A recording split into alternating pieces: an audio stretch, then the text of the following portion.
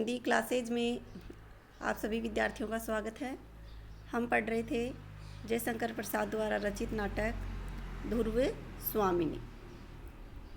ध्रुव स्वामिनी नाटक में 3 अंक हैं, 3 दृश्य हैं, जिसमें से हमने प्रथम अंक और प्रथम दृश्य है वो पढ़ चुके हैं।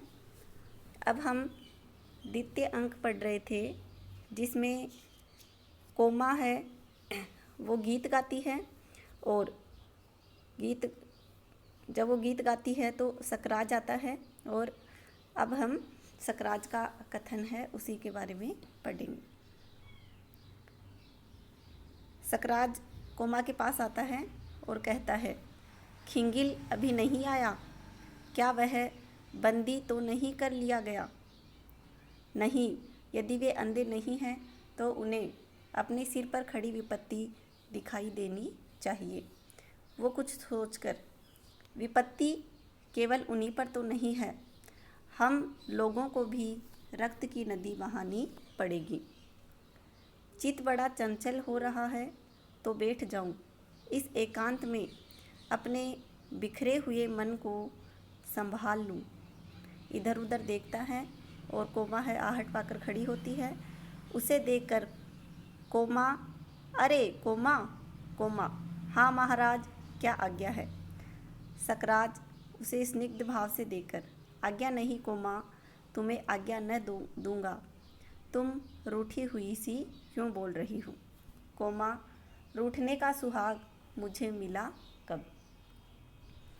सकराज, आजकल मैं जैसी भीषण परिस्थिति में हूँ उसमें अन्य मनसक होना स्वाभाविक है, तुम्हें यह भूल न जाना चाहिए।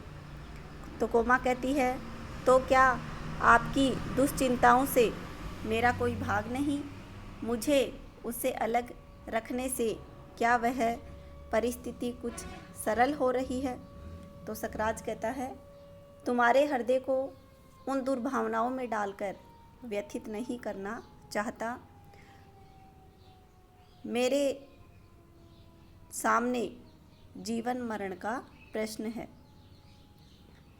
तो कोमा कहती है, प्रश्न स्वयं किसी के सामने नहीं आते, मैं तो समझती हूँ मनुष्य उन्हें जीवन के लिए उपयोगी समझता है।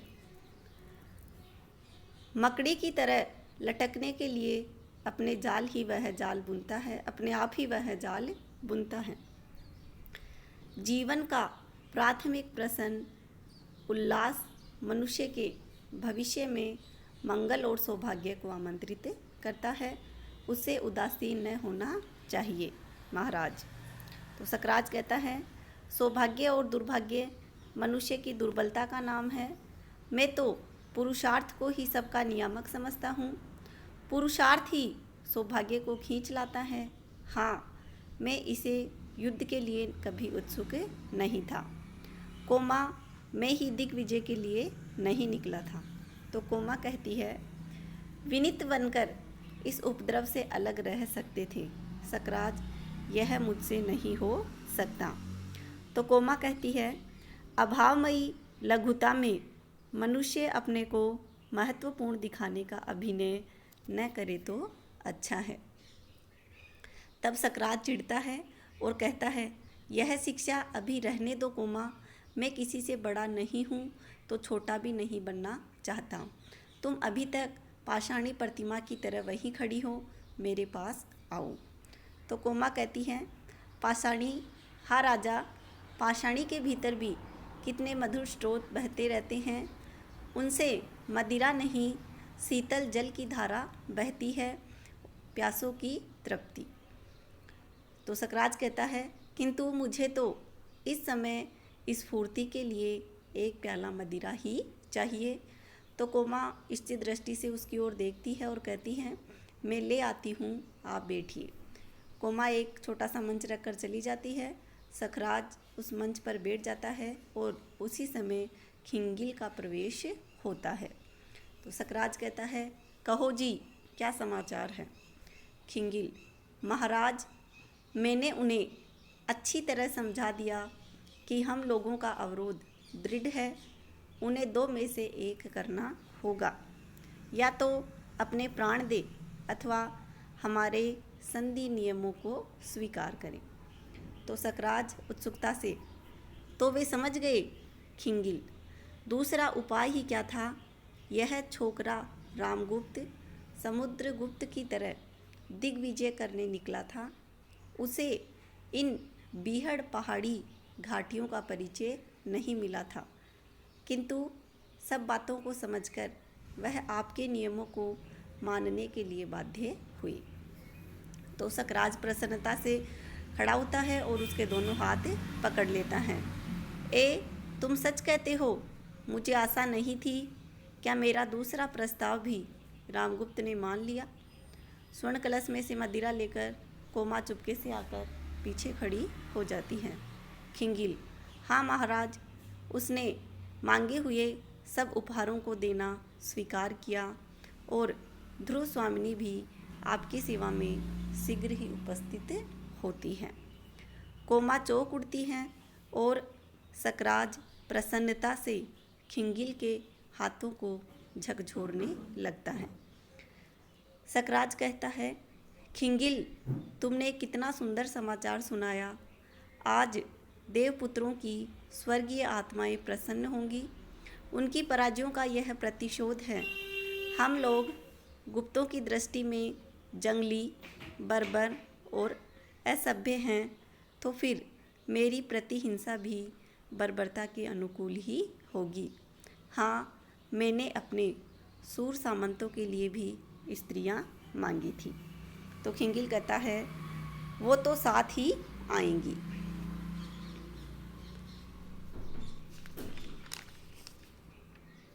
फिर सकराज है, वो कहता है, तो फिर सोने की झांझ वाली नाच का प्रबंध करो। इस विजय का उत्सव मनाया जाए और मेरे सामंतों को भी शीघ्र बुला लाओ। तो खिंगिल है, उसका प्रस्थान हो जाता है और सकराज है, वो प्रसन्नता से उद्विग्न सा इधर उधर टहलने लगता है और कोमा अपना कलश लिए धीरे धीरे सिंहासन के पास जाकर खड़ी हो जाती है। उसी समय 4 सामंतों का प्रवेश होता है और दूसरी ओर से नर्तकियों का दल आता है। सकराज उनकी ओर ही देखता हुआ सिंहासन पर बैठ जाता है। नर्तकियां नाचती हुई गाती हैं।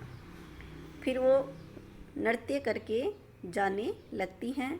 तो एक सामंत है, वो कहता है, श्रीमान, इतनी बड़ी दिग्विजय के अवसर पर इस सूखे उत्सव से संतोष नहीं होता, जबकि सामने कलश से भरा हुआ है।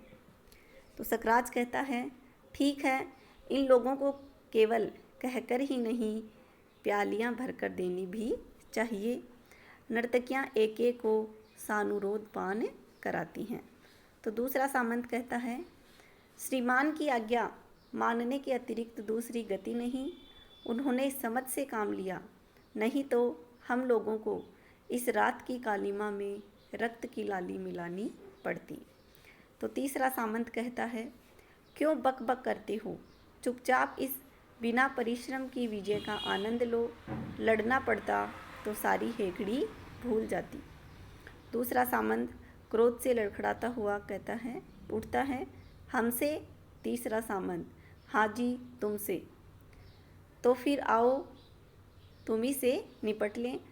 सब आपस में लड़ने की चेष्टा करते हैं।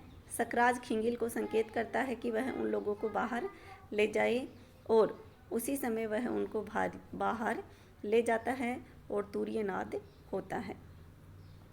सकराज कहता है, रात्रि के आगमन की सूचना हो गई।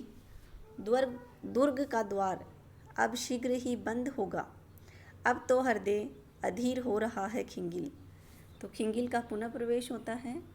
खिंगिल कहता है, दुर्ग तोरण में शिविकाएं आ गई हैं। तो सकराज गर्व से कहता है, तब विलंब क्यों, उन्हें अभी ले आओ। तो खिंगिल कहता है, प्रार्थना करते हुए कि रानी की एक प्रार्थना है। तो सकराज कहता है, क्या? तो खिंगिल कहता है, वह पहले केवल श्रीमान से ही सीधे भेंट करना चाहती है। उनकी मर्यादा। सकराज, हंसते हुए, क्या कहा? मर्यादा? भाग्य ने झुकने के लिए जिन्हें विवश कर दिया है ना, उन लोगों के मन में मर्यादा का ध्यान और भी अधिक रहता है। यह उनकी दयनीय दशा है। तो खिंगिल कहता है, वह श्रीमान की रानी होने के लिए आ रही हैं। तो सकराज हंसकर, अच्छा तुम मध्यस्थ होना, तुम्हारी बात मानकर मैं उससे एकांत में ही भेंट करूँगा, जाओ। तो खिंगिल का प्रस्थान हो जाता है और कोमा कहती हैं, महाराज मुझे क्या आज्ञा है? तो सकराज चौंकता हुआ कहता है, अरे तुम अभी यहीं खड़ी हो, मैं तो भूल ही गया था। हृदय चंचल हो रहा है, मेरे समीप आओ कोमा। तो कोमा कहती है, नई रानी के आगमन की प्रसन्नता से। तो सकराज कहता है, नई रानी का आना क्या तुम्हें अच्छा नहीं लगा कोमा? तो कोमा है वो निर्विकार भाव से कहती है, संसार में बहुत सी बातें बिना अच्छी हुए भी अच्छी लगती हैं और बहुत सी अच्छी बातें बुरी मालूम पड़ती हैं। तो सकराज है वो झुंझुलाकर कहता है, तुम तो आचार्य मिहिरदेव की तरह दार्शनिकों की सी बातें कर रही हो। तो कोमा कहते हैं, वे मेरे पिता तुल्य हैं, उन्हीं की शिक्षा में मैं पली हूँ। हाँ ठीक है, जो बातें राजा को अच्छी लगे वे ही मुझे भी रुचनी ही चाहिए। इस प्रकार कहकर कोमा अपना कथन समाप्त करती हैं। और आज के इस वीडियो में इतना ही। आगे के वीडियो में हम